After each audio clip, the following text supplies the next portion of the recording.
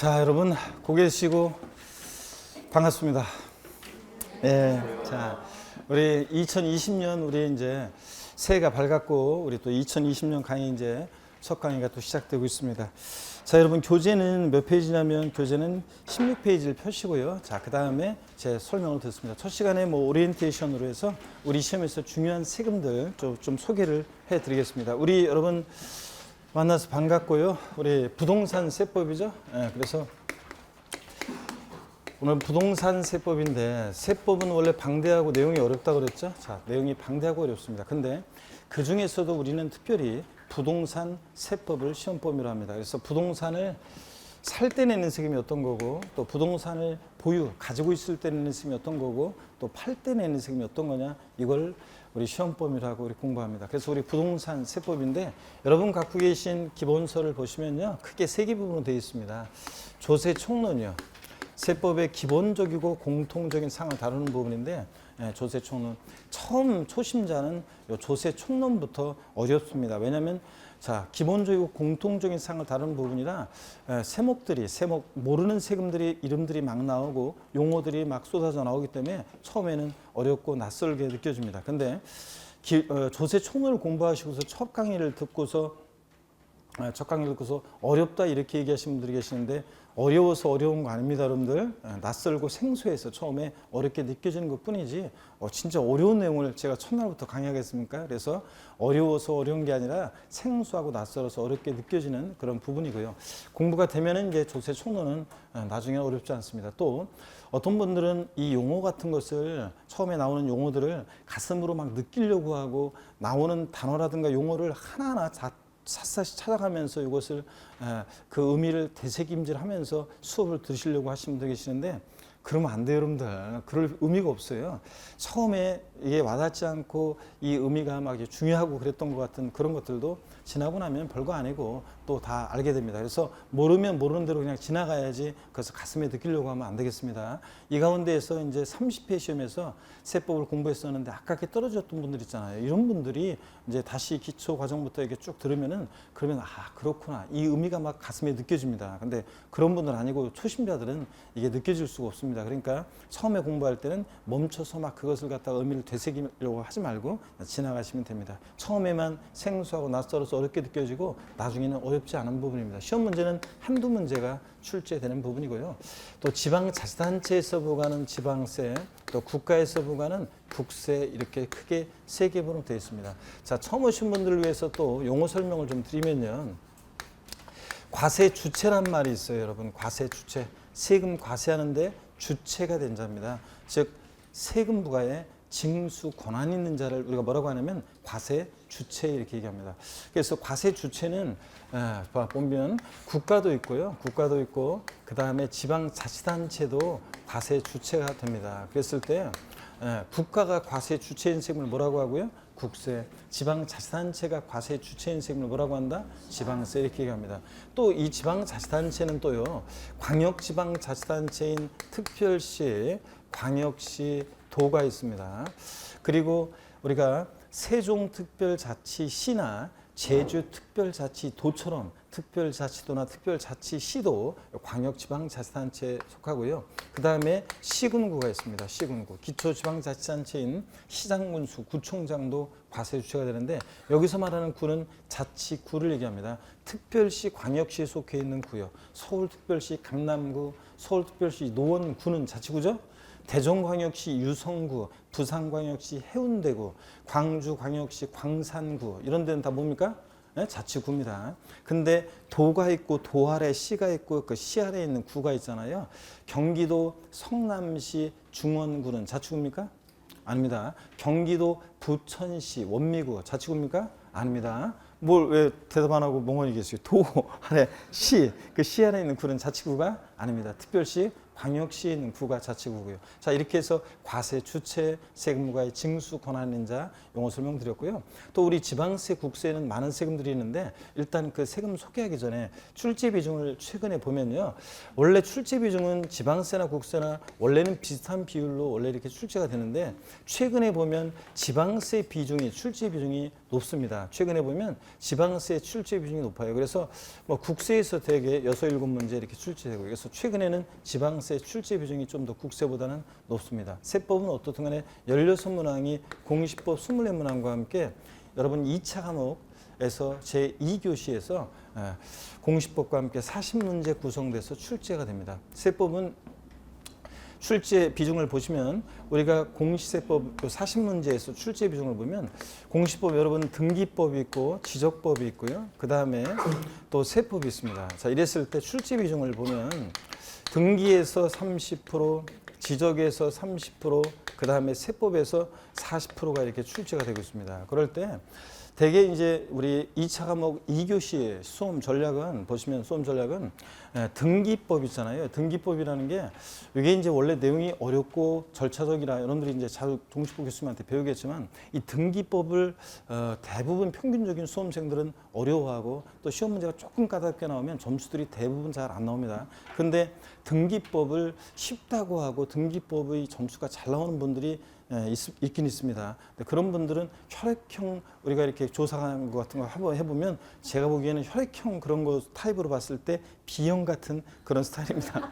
그러면 왠지 이렇게 보통 평균적인 수험생과 다른 그런 분들이 가끔씩 계신데 등기법을 잘하는 분들이 계세요. 근데 대개는 평균적인 수험생들은 점수가 잘 안 나옵니다. 그래서 시험 전략은 사실은 우리 공시세법은 이렇게 지적하고 그 다음에 세법이요. 지적하고 세법 요거 합치면 몇 프로입니까? 70% 되잖아요. 그래서 등기 지적을 합쳐서 70% 여기에 좀 더 주안점을 두고 점수 득점을 하고 그 다음에 등기법을 그 다음으로 공략하는 이런 전략으로 공부하시는 것이 훨씬 좋고 대부분의 수험생들은 또 그렇게 하는 것이 맞습니다. 자, 예외적인 분들도 계시긴 하지만요. 자, 그래서 우리 세법은 출제 문항수가 공인중개사 과목 중에서 제일 출제 문항수는 작지만 제가 항상 하는 얘기가 있습니다. 세법은 효자 과목이다. 그래서 공부할 때도 여러분 30회 시험 같으면 문제를 좀 지저분하게 냈어요. 문제를 지저분하게 내고 또 예년처럼 또 한 3문제 정도는 서너 문제는 아주 지문도 짧고 바로 그냥 답으로 고를 수 있는 그런 문제들도 이렇게 했는데 쉬운 문제도 조금 더 평상시보다 지문을 조금 더 길게 하거나 이런 식으로 해서 조금 문제 지저분하게 출제가 됐었고 그러다 보니까 복수응답도 무두응답 처리된 문제도 한 문제 있었고 세법이요 2차 과목에서 그래서 30배 시험은 좀 지저분했습니다. 그런 와중에도 다 맞거나 한두 개 틀거나 이런 분들도 있었고 그렇습니다. 세법은 하여튼 조금만 세법 문제가 조금이라도 좀 정형적으로 출제되면 그럼 거의 뭐 다 맞거나 한두 개 틀린 사람도 많이 나오고 그렇습니다. 이렇게 세법은 공부할 때 점수를 보태줄 수 있는 그런 효자 과목이고 또 여러분들이 세법적인 지식이 좀 있고 재밌게 공부를 해 놓으시면 여러분 본인 살아가시면서 절세에 굉장한 도움을 받고 또 그 다음에 여러분 주변 지인들한테 큰 도움을 줄 수도 있고 또 실무에 나가서도 여러분들 세법 고객이 제일 궁금해하는 과목이 어떤 겁니까? 세법과 공법이죠. 특히 세법이요. 그래서 여러분들이 세금과 관련한 거 두고두고 살아가시면서 도움이 되는 그런 효자 과목이라는 거 말씀을 드립니다. 자, 그리고 세법이요.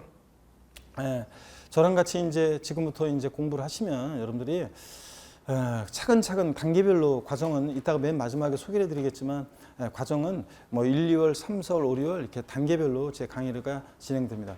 여러분들 지금 요 강좌는 이게 지금 1월 달 처음 공부하는 분들 있잖아요. 이런 분들부터 시작해서 이렇게 차근차근 이렇게 가야지 요거를 처음 아무것도 모르는 분들한테 아주 어려운 내용까지 한 번에 이걸 쏟아져 제가 2달에 다 강의를 할 수 있지만 강의를 한다고 해서 여러분 소화가 안 되잖아요. 그래서 차근차근 단계별로 우리가 갑니다. 그 다음에 나중에 어떤 강좌를 들으면 2달에 모든 내용이 이론이 다 시험에 나오는 모든 이론이 2달에 다 망라되어 있기도 합니다. 자, 그런 강좌도 있고 또 어떤 강좌는 하루만 들어도 모든 시험에 나오는 내용들을 다 망라해서 다 강의해버리는 그런 강좌도 나중에 다 있습니다. 그래서 한 번에 2달에 듣기를 원하는 분들은 좀 기다리시면 되는 거고 나중에 다 그런 강좌가 나오니까 또 여러분들 차근차근 가면 다 이제 그 단계에 도달하게 됩니다. 그 과정까지는 우리가 차분차분 공부하고요. 그리고 항상 제가 여러분께 드리는 약속이 있죠. 처음에 세법은 항상 저와 함께 끝까지 마지막 과정까지 끝까지 함께 하시면 세법은 30일의 시험에서 제가 여러분들을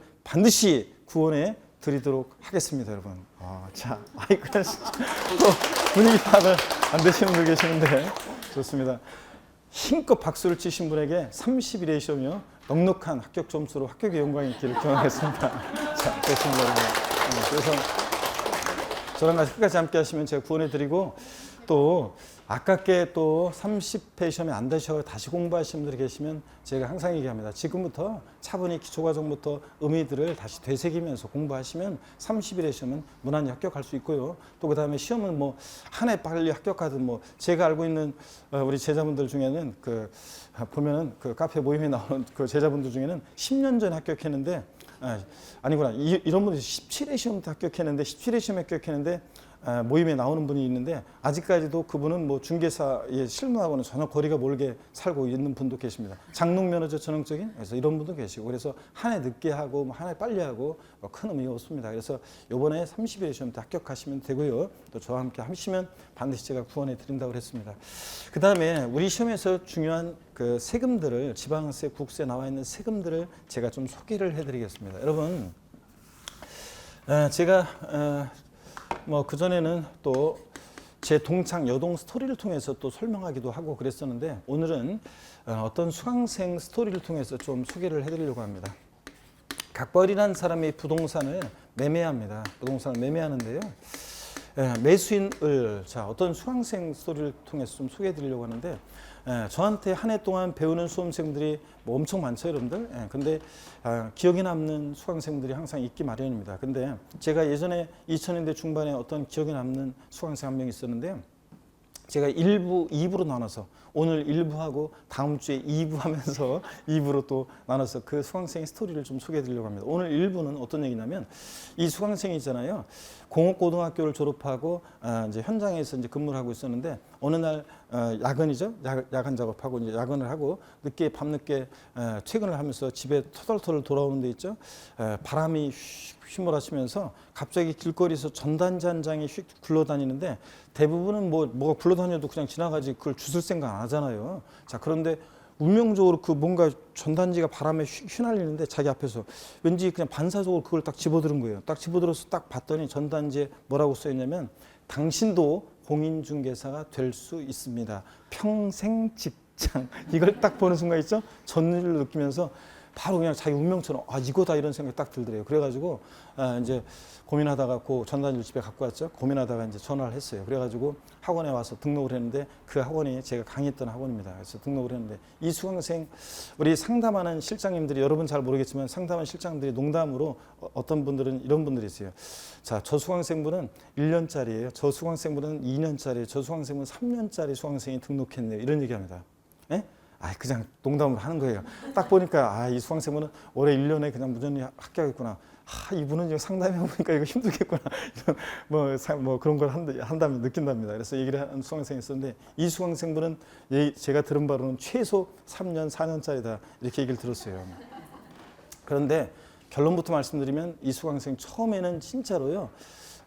제가 보기에 1년의 합격은 쉽지 않아 보였었는데 진짜로요. 처음에 이 수강생. 근데 결론부터 말씀드리면 1년 만에 동시 합격했습니다. 그래서 여름에 이제 야간반에 나와서 직장 생활하면서 야간반에 나와서 공부하다가 나중에 여름쯤 돼서는 직장 때려치고 확신이 들었는지 공부에만 전념했고 그래서 1년 만에 동시 합격했습니다. 제가 보기에는 저희들이 봤을 땐 최소한 3년짜리였는데 합격을 했습니다. 그래서 이 수강생 합격을 했는데 문제는 뭐냐면 이 수강생이 소년가장 같은 수강생이었어요. 뭐냐면 그 아버지가 오랫동안 병중에 계시다가 돌아가시고 어머니도 몸이 편찮지 않고 그 다음에 동생들 장남으로서 이제 동생들 책임지면서 이렇게 이제 공부시키면서 했던 소년가장 같은 수강생이었는데 합격을 했는데 있죠. 이 수강생이 같이 공부했던 형이 있잖아요. 그 형이 사무실을 내는데 거기다가 그 형한테 부탁해가지고 내가 책상 하나만 좀 놓게 해달라. 그래서 내가 내 나름대로 한번 뭔가를 해보겠다. 이렇게 해서 책상 하나 그 다른 사무실 그 형 하는 개업한 사무실 옆에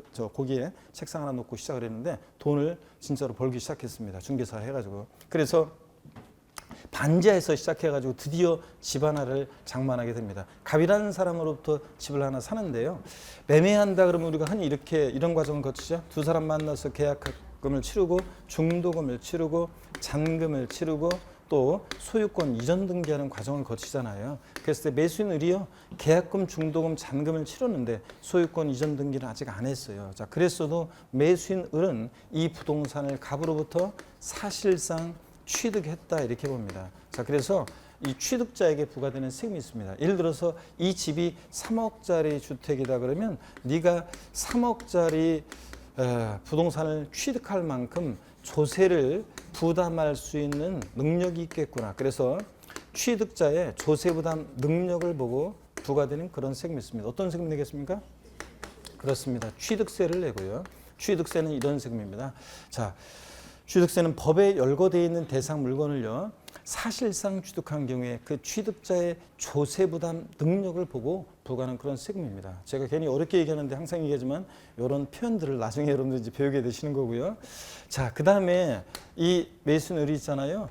이제는 돈을 조금씩 벌기 시작하면서 제일 급한 집 하나를 장만했어요. 그러면서 이제 자신감이 붙어서 돈을 벌기 시작하니까 자기 사무실을 내려고 이 집을 담보로 해서 은행에서 돈을 빌립니다. 그럴 때 우리가 저당권 설정 등기하거나 또 나중에 돈을 갚으면 말소 등기를 하겠죠. 이런 전세권, 지상권, 임차권 이런 거 설정 등기하거나 또는 말소 등기하거나 이러면서 내는 세금이 있습니다. 자, 어떤 세금을 냅니까? 등록 면허세라는 세금을 냅니다. 등록세 아니고요. 등록 면허세라는 세금을 냅니다. 자, 그 다음에 또 보세요. 어떤 특정한 날을 기준으로 해서요. 자, 매수인이 계약금, 중도금, 잔금을 치렀어요. 자, 잔금 치름과 동시에 등기 전에 필요한 서류 넘겨받고 열세 받았잖아요. 등기 전 안 됐어도 이 재산을 이 매수인은 잔금 치렀을 때 사실상 소유한다, 보유한다 이렇게 봐가지고 그 어떤 재산 보유에 대해서 그 보유자에 대해서 매년 일정한 때가 되면 반복해서 부과되는 그런 세금이 있습니다. 어떤 세금 내겠습니까? 그렇습니다. 재산세를 내고요. 또 매수인이요, 진짜로 이제 돈을 벌기 시작했어요. 그래서 또 집 한 채 또 경매 나온 거 또 하나 잡아놓습니다. 또 하나 잡고 이런 식으로요.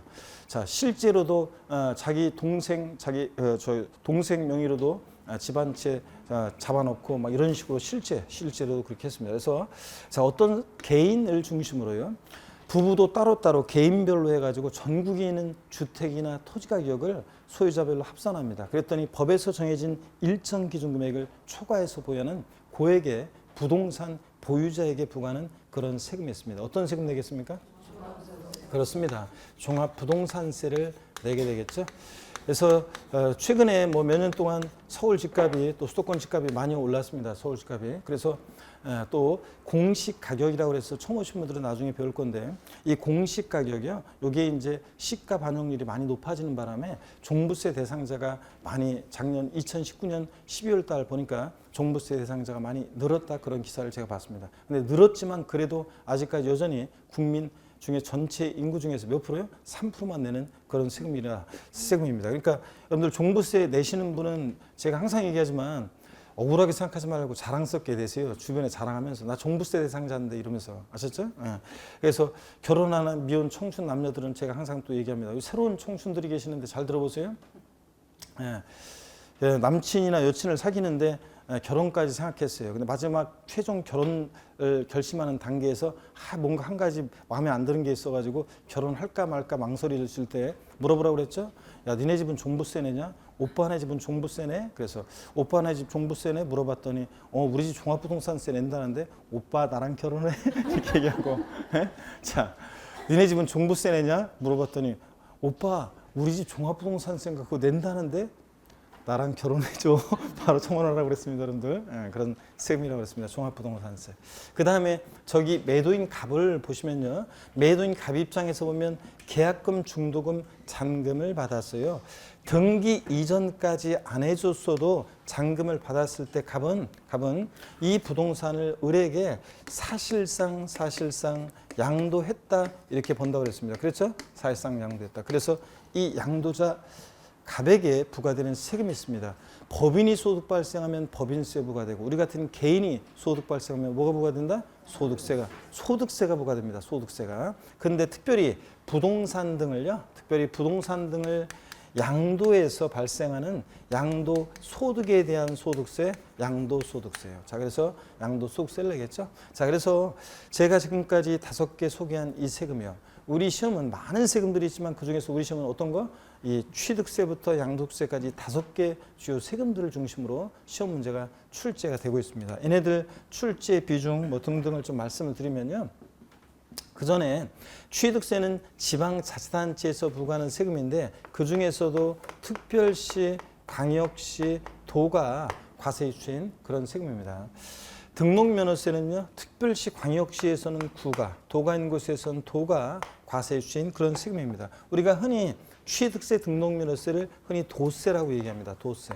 시군이 아니라 도가 과세에 주인 그런 세금입니다. 그 다음에 취득세는 특별시, 광역시에서는 특별시, 광역시세입니다. 그런데 등록면허세는 자치구세입니다. 자, 그래서 서울특별시 노원구 그러면 등록면허세는 노원구가 과세 주체가 됩니다. 서울특별시가 아니라. 그래서 시험 문제에서 또 이미 나왔던 것이 다음 중 특별시세가 아닌 세목이 아닌 조세는 그래서 특별시세인 조세가 아닌 거 그래서 정답 지문이 등록면허세였습니다. 얘는 특별시 광역시세가 아니라 그 속해 있는 보다 자치구세입니다. 구도가 과세 주체인 세금이고요.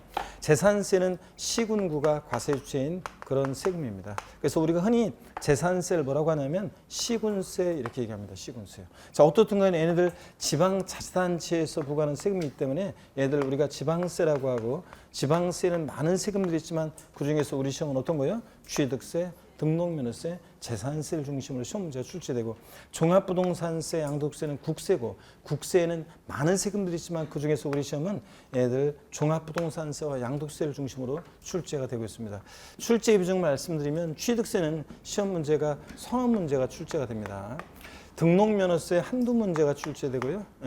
재산세 세 문제 정도 고정적으로 출제가 되고 있고요. 종합부동산세 한두 문제 출제되고 양도소득세 대여섯 문제가 출제됩니다. 어떤 세금이 제일 중요하다?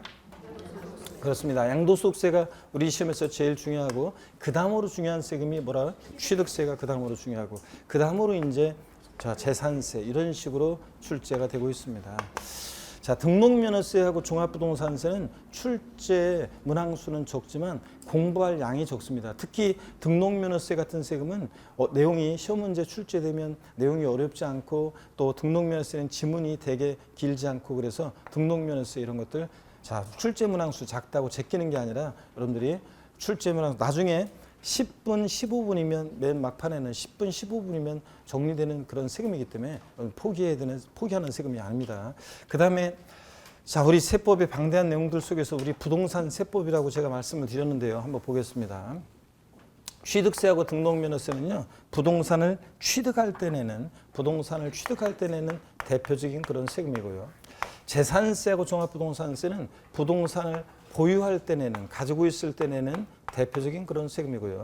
그 다음에 부동산 보유 시에 부과되는 대표적인 지방세, 재산세고 부동산 보유 시에 부과되는 대표적인 국세, 종합부동산세고요. 그 다음에 처분할 때, 양도할 때 내는 대표적인 세금, 양도소득세.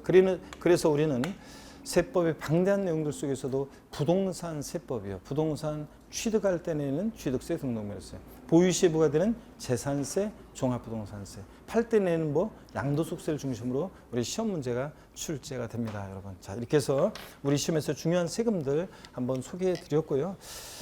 30회 시험 같으면은 30회 시험에서는 부동산 학개론 그 문제에서 공법 문제도 출제되고 세법 문제도 출제되고 그랬는데 근데 보니까 근데 그 학개론에서 그 문제가 그런 게 나왔다 그러면 여러분한테는 좋은 거예요. 뭐냐면 1차만 준비하신 분은 뭐야 이거 안 배운 게 막 나오는데 이렇게 되지만 1, 2차 동차 준비하신 분들은 항상 1, 2차를 같이 준비하는 게 좋은데 동차 준비하신 분들은 보세요. 부동산 학개론 교수가 문제를 출제할 때 부동산 공법이나 세법의 내용을 깊이 알겠습니까, 여러분? 깊이 모르지. 자, 그러다 보니까 문제가 어려워요, 쉬워요? 쉽습니다. 그래서 2차를 공부한 사람은 쉬운 게 출제됩니다. 그래서 자, 여기 보세요. 그래서 시험 문제 30회 시험에서 부동산 학개론 문제에서 나온 게 이거였어요. 가로놓기 문제였는데 다음 부동산 보유 단계에서 부과되는 지방세는 얘네들 깔아놓고요. 보유 단계에서 부과되는 지방세 고르는 문제였습니다. 자, 지문에 하나 첫 번째 세워놓는 게 어떤 거예요? 보유 단계에서 부과되는 지방세 어떤 겁니까? 재산세. 그 다음에 두 번째 가로놓기가 부동산 보유 단계에서 부과되는 국세는 어떤 겁니까? 종합부동산세. 보유 단계에서 부과되는 국세예요. 그 다음에 부동산 처분 시에 부과되는 조세는 어떤 거예요? 양도세. 이거 세계 나란히 칸쳐 넣는 문제가 부동산 학계에서 나왔습니다. 아유, 우리 세법에서는 이건 11월 이거 기초과정만 들어도 맞출 수 있는 그런 문제잖아요, 여러분들. 자, 그래서 이런 문제가 나왔습니다. 자, 그 다음에 우리 여러분 교재는 16페이지를 펴니다. 펴시고 우리 오늘 이제 조세 총론을 공부하는데요. 조세 총론 아까 말씀드렸습니다. 처음에 낯설고 생소해서 어렵게 느껴지지만 어려운 부분이 아니라고 그랬습니다. 조세 총론 시험 문제는 한두 문제가 출제됩니다. 자, 그런데 이제 30회 시험에서만 의외로 조세 총론에서 세 문제가 나왔어요. 글쎄요, 조세 총론에서 세 문제 나온 기억은 옛날에 세법 문항수가 옛날에는요 공시법보다 더 많이 출제된 적도 있었어요. 옛날에는. 자, 그런 때 시절 말고는 제가 조세 총론에서 세 문제 나온 것은 제 기억에 거의 없어요. 기억이 없어요. 자, 그래서 한두 문제 출제되는데 30회 시험만 세 문제 나왔고, 근데 31회 시험은 한두 문제 출제를 예상하시면 되고요. 어떤 것들을 공부하느냐? 조세의예요. 조세란 게 이런 거 아니냐, 조세의 이런 거예요. 근데 조세의는 편하게 한번 보시면 되는 거고, 읽어보는 부분이고, 그 다음에 시험에 의미가 있는 거 한 가지를 제가 이제 강조를 드릴 거고요. 조세 분류요. 세금을 이렇게 저렇게 분류를 하는데요. 이 조세 분류는 여러분 시험에 이것은 출제가 되는 부분입니다. 조세 분류는 시험에 출제가 되는데요. 30회 시험에서도 조세 분류, 부동산 활동에 따른 분류 시험에 출제가 됐고요. 그 다음에 징수 방법. 이 세금은 어떻게 징수가 되느냐. 책 안 넘기셔도 돼요. 나중에 다 또 표시해 드립니다. 제가. 징수 방법. 어떤 세금은 있잖아요. 가만히 있으면 세금을 내라고 납세 고지서가 날라옵니다. 자, 용어 설명을 하나 드릴게요. 세금 부과의 징수 권한인 자 과세주체라고 그랬죠.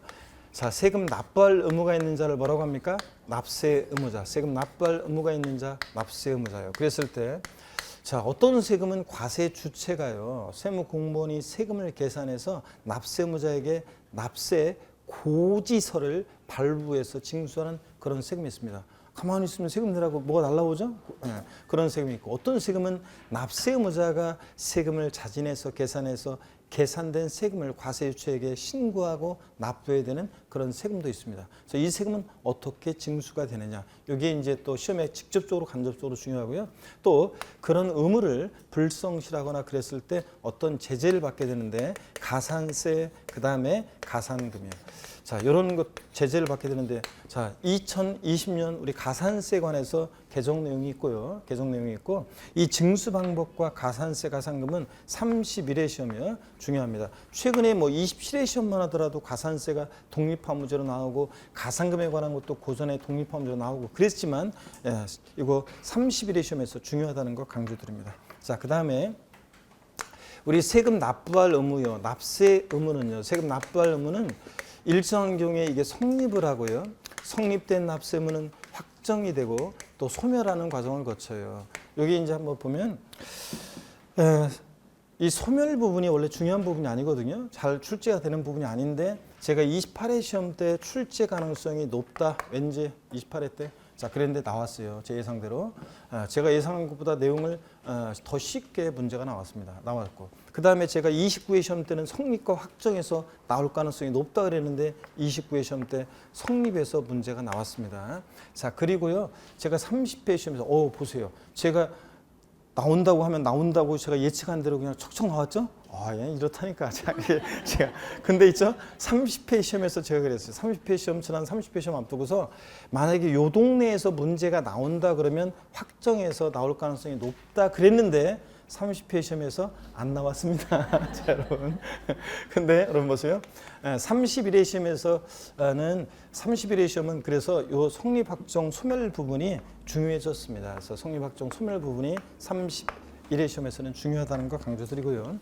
그 다음에 세금이 있잖아요. 국세나 지방세 세금은 조세 채권이라고 하는데, 세금은 체납자의 재산이 공매나 경매에 넘어가요. 그러면 그 매각한 대금에서요. 매각 대금에서 누가 우선해서 가져갈 것이냐 그럴 때요. 조세 채권이라고 하는데, 세금은 일반 채권이나 공과금보다 있죠. 일반 채권이나 공과금보다 우선하는 것이 원칙입니다. 근데 또 예외도 있긴 있습니다. 아니 여러분 보세요. 만약에 체납자의 재산이 매각이 되는데 매각 대금이 만약에 1억인데 채무가 만약에 1억 5천이에요. 그러면 누가 우선해서 할지 순서를 정해놔야 되잖아요. 반대로 뭐 예를 들어서 채무가 만약에 채무가 1억인데 매각 대금이 1억 5천이야. 그러면 남잖아요. 그러면 먼저 가세요. 저는 바쁘니까 내일 가져갈게요. 뭐 이러지. 근데 모자랄 때 누가 우선해서 가져갈 것이냐? 세금은 조세 채권은 담보가 없이도 일반 채권이나 공과금보다 어떻게 한다? 우선해서 가져가는 게 원칙인데 또 예외가 있는데요. 이게 이제 29회 시험 때 나왔어요. 근데 30회 시험에서 또 이렇게 예외에서 또 문제가 나왔습니다. 그래서 이 부분은 31회 시험은 진짜로 또 출제 가능성이 높지 않습니다. 좀 낮아졌습니다. 그래서 낮고요. 그 다음에 조세에 우리가 권리구제예요. 권리구제. 자, 무슨 얘기냐? 조세 불복 절차인데 조세 불복 절차요. 우리가 세금에 관해서요. 세금에 관해서 국가나 지자체로부터 부당한 처분을 받습니다. 아이 그럼 그냥 당장 뛰어가서 세무공부 역사를 딱 잡는 순간 나만 쇠고랑이지 뭐. 그래서 정당한 절차를 밟아야 될 거 아니에요. 국가나 지자체로부터 조세에 관한 부당한 처분을 받았다 그러면 정당한 절차를 밟아서 불복을 해야 되는데 이 불복 절차가 요게 시험에 30회 시험에 여기서 또 문제가 나왔습니다, 여러분. 자, 이 부분은 뭐 자주 출제되는 부분은 아닌데 이렇게 30회 시험에 또 이제 나왔네요, 여러분들. 자, 우리가 있잖아요, 여러분들. 제가 조세 권리구제 요거만 보면 요 테마만 보면 생각나는 그런 에피소드가 있는 것이 13회 시험 있잖아요. 13회 시험. 지금이 31회 시험이니까 이제 13회 시험이면 아이고 시간이 너무 엄청 많이 흘렀죠. 제가 13회 시험 때 이제 강의 이제 시작한 지 얼마 안 돼 가지고요. 제가 이제 그 선배 그 시험 앞두고서 선배 세법 강의하는 교수님한테 제가 전화해가지고 요번에 출제 교수가 누가 들어갔냐, 그 다음에 또 뭐 문제 뭐 좀 도는 거 없냐, 그 다음에 새롭게 좀 요번에 잘 안 나오던 부분에서 새롭게 출제 가능성이 높은 부분이 있냐, 막 이렇게 하면서 좀 알려달라고 막 꼬셨어요. 그랬더니 그분이 한참 뜸들이다가 뭔가 청기 누설을 나한테만 하는 것처럼 하면서 있죠.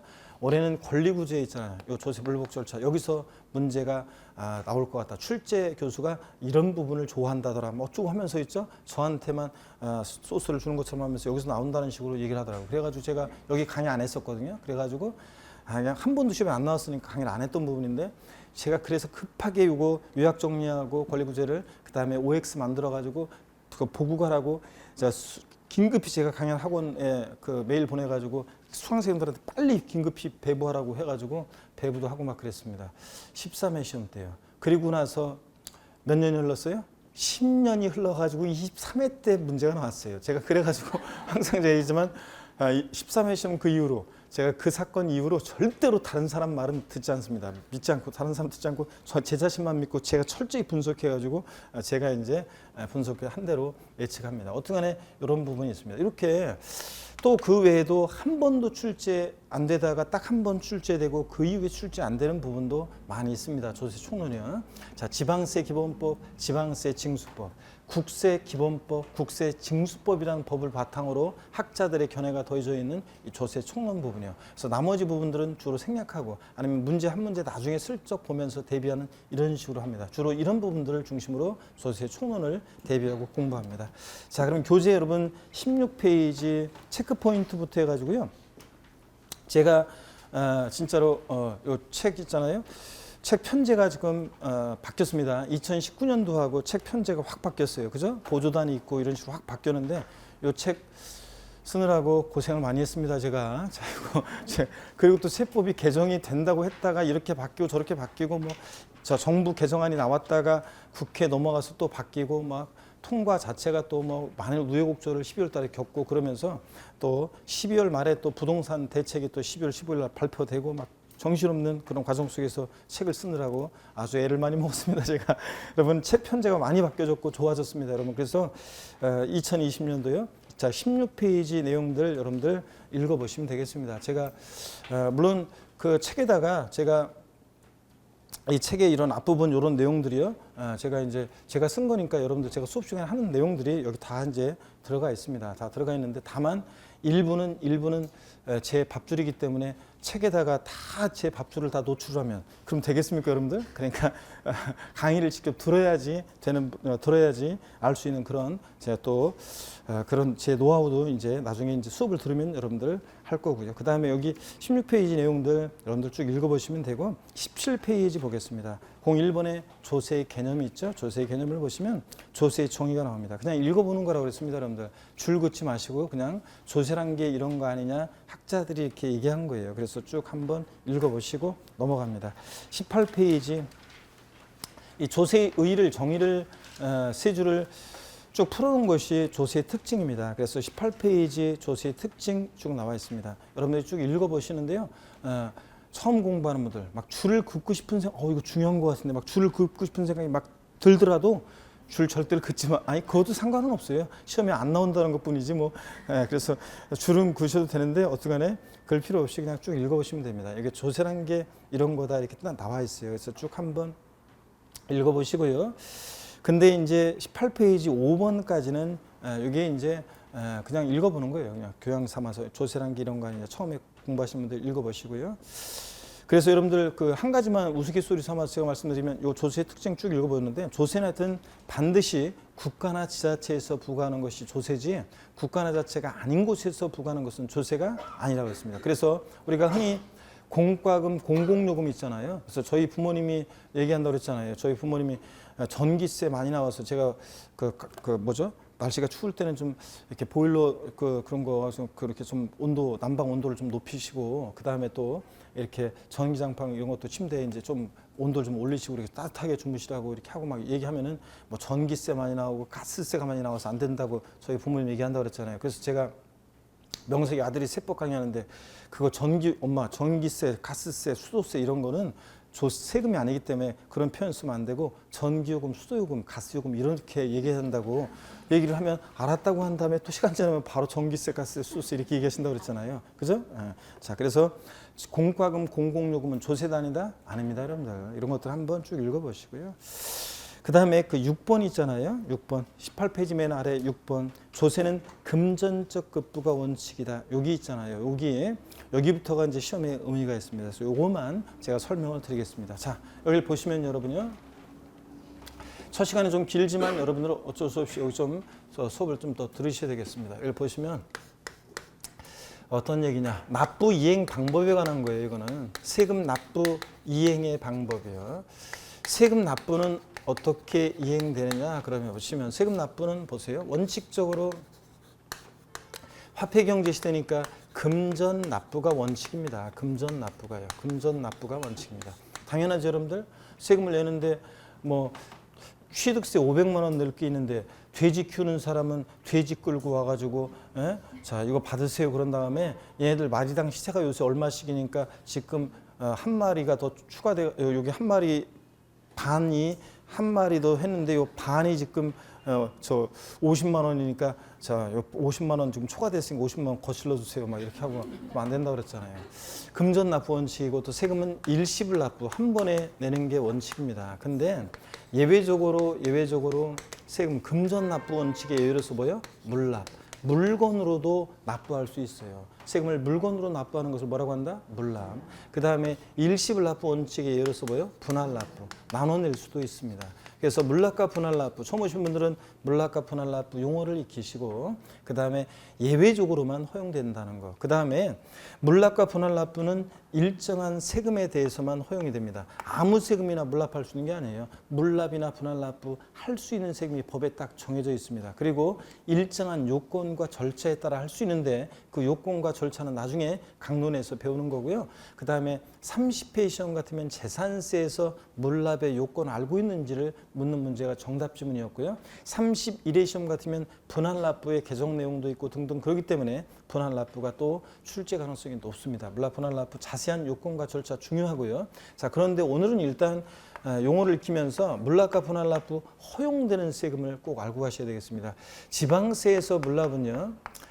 많은 세금들이 있지만 다른 건 안 돼요. 뭐만 허용되냐면 재산세만 허용돼요. 다른 세금은 안 돼요. 국세에서 물납은요.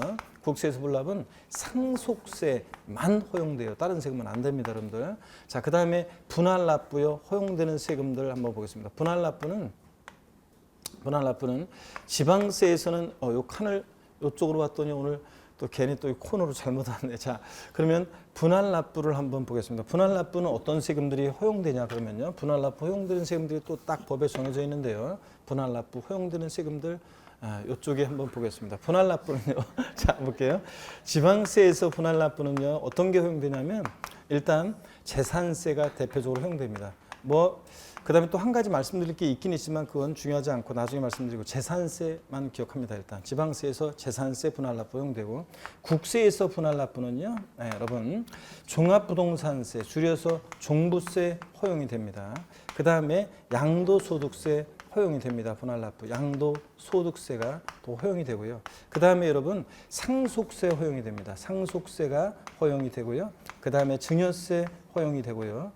또 법인세도 허용이 됩니다. 법인세도 허용이 되고 또 농어촌 특별세라는 것도 있는데 일단 요 정도 일단 여러분들이 보십니다. 자, 얘네들이 분할납부가 허용됩니다. 자, 그러면 여러분 보세요. 물납과 분할납부 허용되는 세금들이요. 다시 표로 제가 다시 한번 표로 한번 정리해 드릴게요. 여기 보세요, 여러분들. 표로 한번 정리해 드리면 이렇습니다. 주요 세금들을 중심으로 표로 다시 한번 정리해 드릴게요. 자, 물납과 분할납부 여기 봅니다. 허용되는 세금들을 여러분들이 아셔야 되는데 먼저 보겠습니다.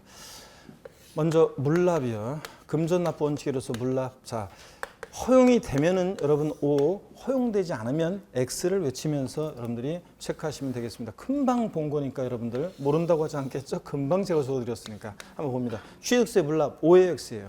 X입니다. 자, 등록면허세는 물납 O의 X예요. X입니다. 재산세 물납 O. 자, 종합부동산세 O의 X예요. X입니다. 물납 종합부동산세. 양도소득세 물납 O의 X예요. X입니다. 상속세 O의 X예요. 네? 상속세 허용됩니까, 여러분? 네, 그렇습니다. 상속세 물납 허용됩니다. 또 증여세요. 증여세 물납 허용됩니까, 안 됩니까? X입니다. 자, 이렇게 해서 여러분들 주요 세금들 한번 봤습니다. 그 다음에 분할납부 보겠습니다.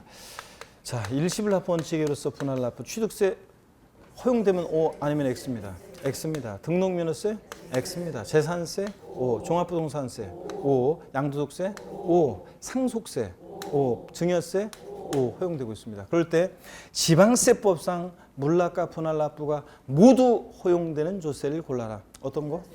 그래서 지방세라고 했으니까 지방세에서는 뭐만? 재산세만 물납과 분할납부가 모두 허용됩니다. 국세에서 물납과 분할납부가 모두 허용되는 조세를 골라라. 그럼 뭐예요? 상속세만 물납과 분할납부가 모두 허용이 되고 있습니다, 여러분들. 이렇게 해서 이 내용을 반드시 여러분들이 정리해 둡니다. 그래서 자, 조세의에서는 여러분들이 다른 거는 앞부분은 교양이고 물납 분할납부 요 금전납부 원칙으로서 일시불납부 원칙으로서 물납 분할납부에 관한 거 요 내용을 이해하시면 되겠습니다. 특히 허용 여부 요거 있죠? 반드시 요거는 여러분들이 기본적으로 꼭 알고 가셔야 되는 그런 내용입니다. 요거는 시험에 의미가 있습니다.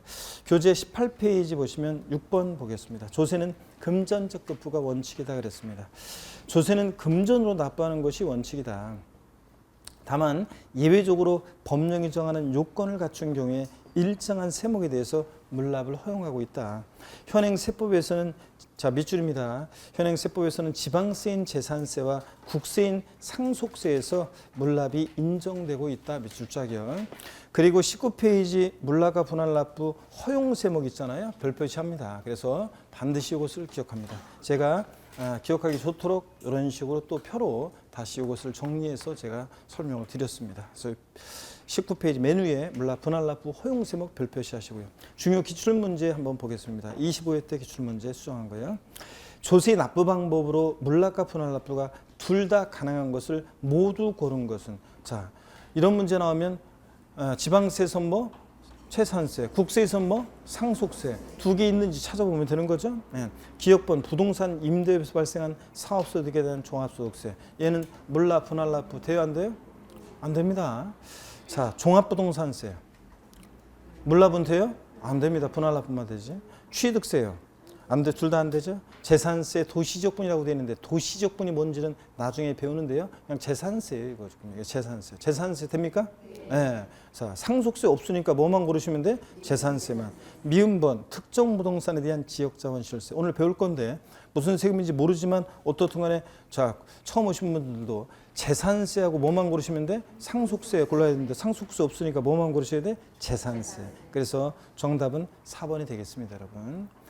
자, 이렇게 해서 우리가 봤습니다. 조세의 의의를 봤고요. 근데 02번 조세의 분류. 시험에 출제되는 부분이라고 그랬죠? 그래서 조세의 분류에 여러분이 별표시 하나 하시고 그 다음에 잠시 쉬었다가 이어서 조세의 분류부터 여러분들 봅니다. 잠깐만요. 그래서 오늘 뭐 첫 시간 여러분 제가 다른 거 배운 게 아니라 오늘 첫 시간에 여러분 만나서 제가 지금 우리 시험에서 중요한 세금들 또 소개해드렸고 출제 비중 말씀드렸고 조세에 의해서는 우리가 물납과 분할납부 저 의의를 소개해드렸고 그 다음에 우리 요건 자 절차는 나중에 배우고 허용되는 세목 요거를 우리가 배웠습니다. 요 정도 여러분이 잘 기억하시면 되겠습니다. 첫 시간에는 자 그럼 두 번째 시간에 조세 분류 다시 또 씩씩한 모습으로 보겠습니다. 잠깐 쉬겠습니다, 여러분.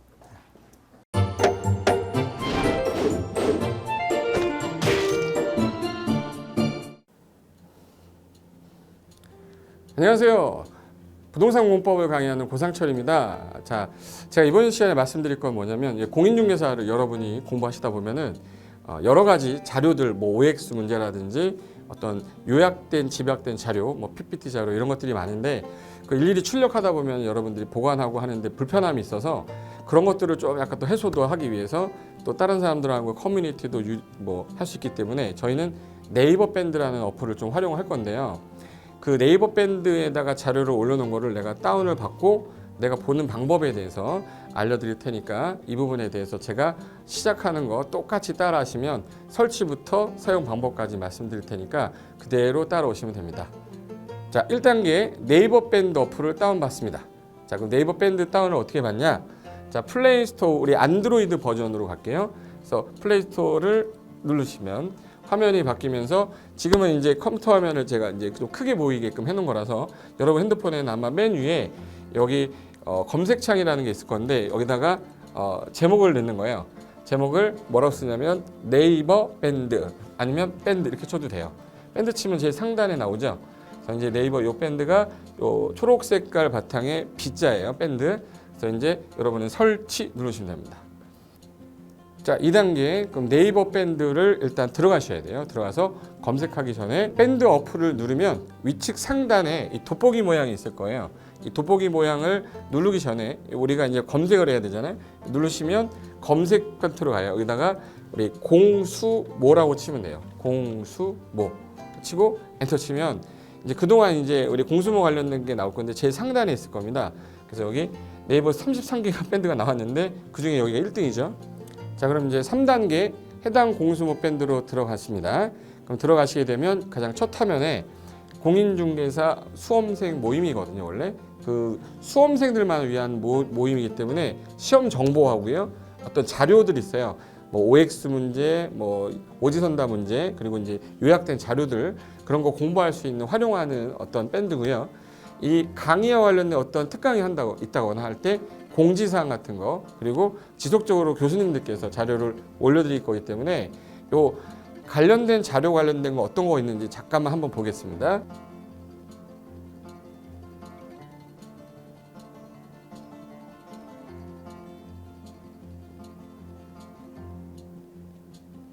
자, 그러면 4단계로 갈게요. 또 다른 꿀팁 하나 말씀드리겠습니다.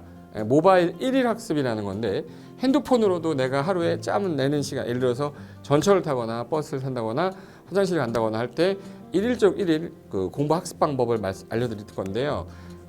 메인 화면에서 위로 좀 올라가면은 모바일 1일 학습이라고 나올 거예요. 여기 있습니다. 모바일 1일 학습이라고 해서 시험 과목에 따른 문제가 나올 거예요. 그러면 여기를 올리시면은 여러분이 이제 그 시간 안에 이 문제에 대한 것을 읽어본 다음에 여기서 정답과 해설은 바로 보여지면 이거는 암기가 돼버리기 때문에 정답 해설은 맨 밑에 안 보이게 숨겨놨어요. 그래서 현재 밑으로 쭉 내리면 인지에 가서 쭉 내리면 요때 답이 나와요. 댓글이라는 게 있어요. 내가 쓴 거는 내가 확인할 수 있잖아요. 그래서 이 댓글 표시 보시면은 이런 거는 표정 좋아요 한번 눌러주는 거예요. 예.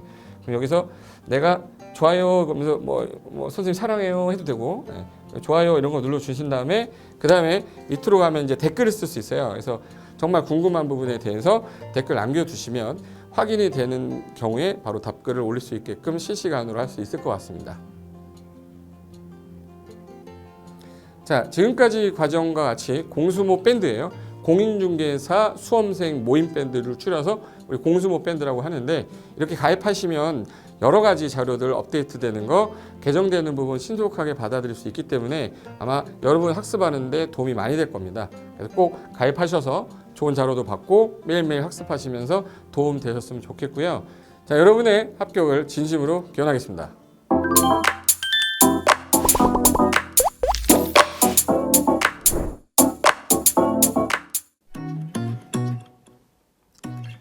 자, 안녕하십니까. 자, 이번에는 부동산 실무, 일반인들이 어떤 도움을 받기 위한 관련된 밴드에 대해서 소개를 시켜드릴 건데요. 일단은 검색창에다가 365 부스라고 치시면 돼요. 365 부스인데 365일 부동산 스터디라는 밴드예요. 네이버 밴드인데 365 부동산 스터디라는 밴드 일단 클릭하시면 현재는 이제 4만 명 정도 되는 밴드인데요. 우리가 일반인들이 어떤 부동산 정보를 습득하는 데 있어서 이 정보를 얻기가 되게 쉽지가 않습니다. 내가 어딘가를 찾아본다고 해서 잘 찾을 수 있는 것도 아니고, 어떤 전문가들이 하는 말들이 친밀성이 있는 건지 아닌지에 대해서도 우리가 잘 믿을 수가 없는 거기 때문에 그런 정보를 그래도 좀 손쉽게 찾아볼 수 있게끔 저희 이제 이 밴드에 구성된 전문가들이 정보를 좀 제공해 주는 거기 때문에 아마 유용하게 활용할 수 있을 거고요.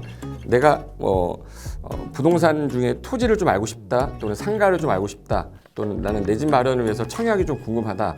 근데 그게 솔직히 어디 가서 물어보거나 어떤 정보를 찾기 쉽지 않아서 그것 때문에 만들어진 밴드라고 보시면 돼요. 그래서 365일 내내 부동산을 어떤 공부한다는 취지로 밴드에 들어오셔서 질의응답도 하시고 궁금한 사항에 대해서 예를 들어 문의하시면 저희가 관련된 정보를 또 제공해주는 그런 밴드라고 보시면 되겠습니다. 어떤 밴드냐면 한번 보시면은 지금 현재는 공지사항이 제일 먼저 나올 건데요.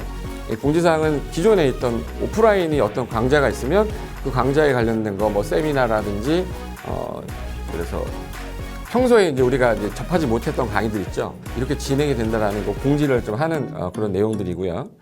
하나 좀 더 올리면, 자, 이제 우리 교수님이에요. 교수님 중에 상가 교수님이 최근에 예를 들어서 법이 바뀌었어요.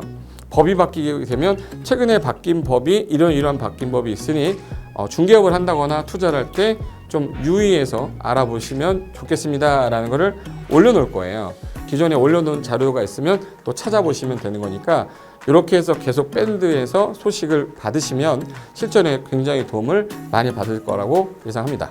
부동산 관련된 내용 중에서 하나 더 보시면 이제 랜드프로에서 직접 우리 프로그램 만들고 있어요. 그래서 부동산 까발리기, 부동산 부티크 이런 팁이 관련돼서 부동산 팁 있죠.